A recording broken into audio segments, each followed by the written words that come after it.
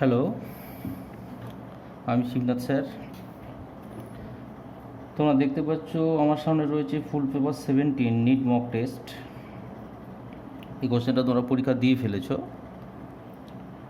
কোশ্চেনটা পুরোটা দেখার পর মনে হয়েছে এই কোশ্চেনটা খুব একটা কঠিন ছিল না। যাই হোক, আমি কোশ্চেনটা সলিউশন করছি। সলিউশন দেখার সময় সবাই একটা জিনিস খেয়াল করো, যে কোনো অঙ্ক আমি যখন করছি তখন সলিউশনটা দেখার আগে তোমরা ভিডিওটা পজ করে একবার নিজেরা ভেবে নিও, তারপর সলিউশনটা করো। আচ্ছা, যাতে বেশি সময় না লাগে সেই জন্য আমি কোশ্চেনগুলো খুব একটা পড়বো না, জাস্ট সলিউশনটা করছি। যেমন দেখো, কোশ্চেন নাম্বার 1, এই অঙ্কটা সূর্যের চারিদিকে পৃথিবী এবং জুপিটারের রিভলিউশনের কথা বলেছে। তাদের টাইম পিরিয়ডের রেশিও দেওয়া আছে, একটা ডিস্টেন্স দেওয়া আছে, আরেকটা ডিস্টেন্স বের করতে হবে। তাহলে এক্ষেত্রে তোমরা সবাই জানো কেবলের সূত্র অ্যাপ্লাই করতে হবে। তাহলে T square proportional to r cube থেকে আমরা সহজেই এনের ভ্যালু পেয়ে যাচ্ছি। 2 নম্বর যে প্রবলেমটা আছে সেটা তোমরা দেখতে পাচ্ছ, স্টেশনারি অবজারভার। তাহলে এখানে অবজারভারের ভেলোসিটি 0, আর সোর্স অফ সাউন্ড যে তার কিন্তু একটা ভেলোসিটি আছে। তাহলে আমরা ডপলার ইফেক্টের ক্ষেত্রে যে ফর্মুলাটা আছে সেটা যদি অ্যাপ্লাই করি তাহলে সেখান থেকে আমরা ল্যামডার মান পাচ্ছি 60 সেন্টিমিটার।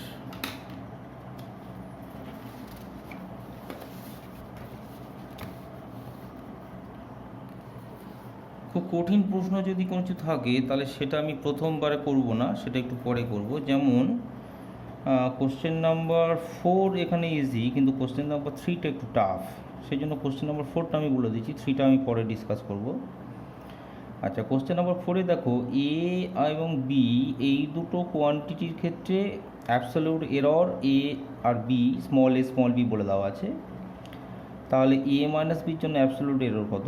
তোমরা হয়তো ভাবতে পারো যে এ মাইনাস বির ক্ষেত্রে অ্যাবসলিউট এরর হচ্ছে স্মল এ মাইনাস স্মল বি, কিন্তু তোমরা জানো যে অ্যাবসলিউট এরর কখনো মাইনাস হয় না। সেই জন্য absolute error in the value of capital A minus capital B will be A plus B. Option D will be the right answer. Next, question number 5। Question number 5, inductors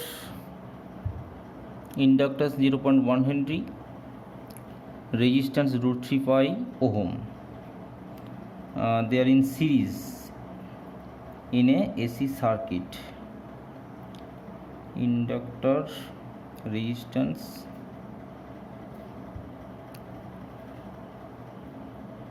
AC source, this is the circuit. Now we need phase difference phi.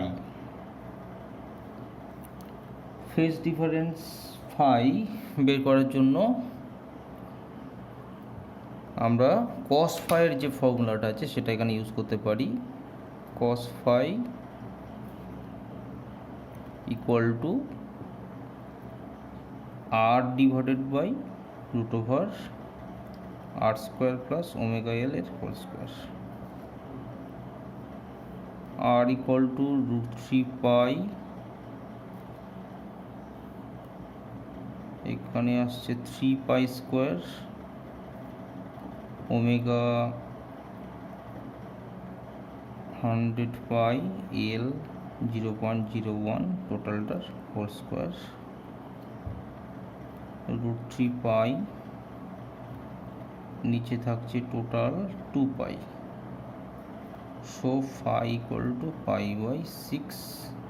Option B is the right answer. Question number 6. একজন ব্যক্তির 3টে displacement দেওয়া আছে। First হচ্ছে পূর্ব দিকে 10 metre, সেটাকে আমরা বলেছি S1 equal to, পূর্ব দিকে 10 মিটারটা তার ফার্স্ট ডিসপ্লেসমেন্ট না, এটা দিস ইজ সেকেন্ড ডিসপ্লেসমেন্ট। এটাকে আমরা বলেছি S2 equal to 10 i cap। তাহলে আই ক্যাপটা আমরা পূর্ব দিকে ইউনিট ভেক্টর ধরেছি। আচ্ছা, ফার্স্ট ডিসপ্লেসমেন্টটা হচ্ছে উত্তর দিকে 20 মিটার, তাহলে সেই ডিসপ্লেসমেন্টটা আমরা ধরেছি S1 equal to 20 J cap. আর থার্ড যে ডিসপ্লেসমেন্টটা আছে সাউথ ওয়েস্টে 10√2, এই ডিসপ্লেসমেন্টটাকে আমরা দুটো কম্পোনেন্টে ভেঙে নিয়েছি, একটা ওয়েস্টে আর একটা হচ্ছে সাউথে। তাহলে এটার ভেক্টর ফর্ম হয়ে যাচ্ছে -10i -10j। So the total displacement S equal to S1 plus S2 plus S3, 20 j cap 10i cap -10i cap -10 j cap. So we get 10 j cap. 10 j cap means উত্তর দিকে 10 metre. Option C will be the right answer.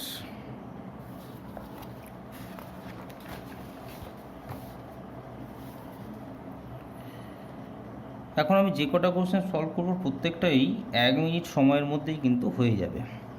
1 minute থেকে যে অঙ্কগুলো খুব বেশি সময় লাগবে বলে মনে হবে সেই অঙ্কগুলো সব পরে করা হবে। কোশ্চেন নাম্বার 7, এটা একটা থিওরিটিক্যাল প্রশ্ন। ইনকার স্টেটমেন্ট জানতে চেয়েছে।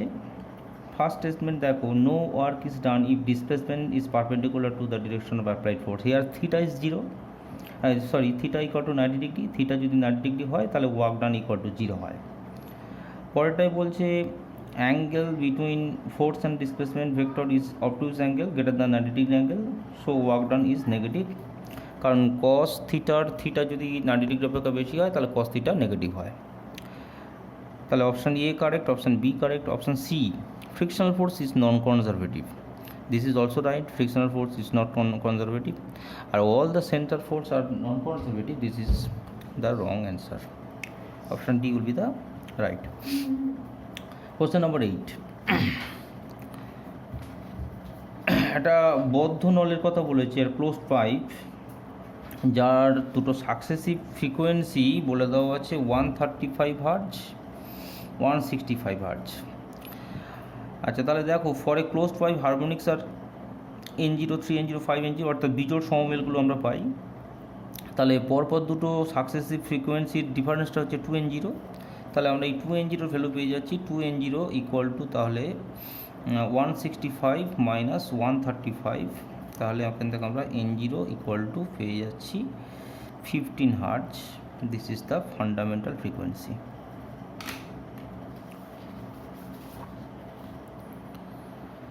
Next, question number 9.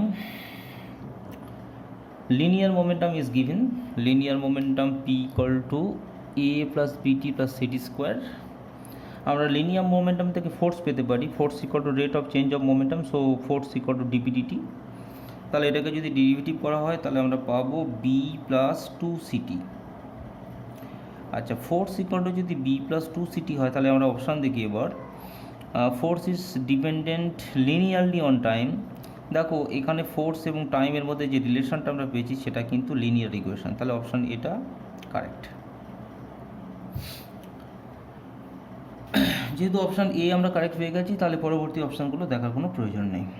পরেরটা question number 10, a mass suspended from a light spring, additional mass M is added. তাহলে দেখো, ওই যে অতিরিক্ত ভরটা ঝোলানো হয়েছে তার জন্য স্প্রিংটা আরও বাড়লো কতটা এক্স। তাহলে আমরা F equal to K x formula থেকে কিন্তু স্প্রিংটার যে ফোর্স কনস্ট্যান্ট কে সেটা পেয়ে যাব, এবং ফোর্স কনস্ট্যান্ট যদি পেয়ে যাই তাহলে টাইম পিরিয়ডের মানের মধ্যে যে ফোর্স কনস্ট্যান্ট কে রয়েছে সেখানে বসিয়ে দিলেই আমরা টাইম পিরিয়ডটা পেয়ে যাব। তাহলে প্রথমে যখন ক্যাপিটাল এম যুক্ত ছিল তখন এফ ইকুয়াল টু কে এক্সটা হয়ে যাচ্ছে capital M G equal to K into A, where a is the first increase of the spring when we hang the mass capital M. Next, when additional mass M is added, then force M will be capital M plus small m into G, আর এদিকে হবে k into a plus x. এই দুটো equation যদি আমরা বিয়োগ করি তাহলে দেখো আমরা পাচ্ছি from equation 2 minus equation 1, small m G equal to K into x. তাহলে দেখো আমরা কিন্তু কে এর মান পেয়ে গেলাম, k equal to m G divided by x. তাহলে time period T equal to 2 pi root over m এর জায়গায় এম থাকলো আর কে এর জায়গায় এম জি, সরি এম এর জায়গায় কিন্তু এম বসবে না, capital M plus small M বসবে, আর কে এর জায়গায় বসছে M G divided by x. তাহলে রাইট অ্যান্সারটা হয়ে যাচ্ছে অপশান বি। নেক্সট হচ্ছে কোশ্চেন নাম্বার 11। আচ্ছা, এখানে প্রসেসটা বলে দিয়েছে কনস্ট্যান্ট প্রেশার। কনস্ট্যান্ট প্রেশারে একটা গ্যাস যখন উত্তপ্ত হয়, এর টেম্পারেচার যখন বাড়ে, তখন সে যে পরিমাণ তাপ নেয় তার ফর্মুলা হচ্ছে D Q equal to N CP DT. N হচ্ছে নাম্বার অফ মোলস হাফ, সিপিটা হচ্ছে একটা ডাইঅ্যাটমিক গ্যাস, তাহলে সিপি ইকুয়াল টু হচ্ছে 7/2R, আর ডিটিটা হচ্ছে এখানে 40। তাহলে আমরা পাচ্ছি 70R। Option C is the right answer.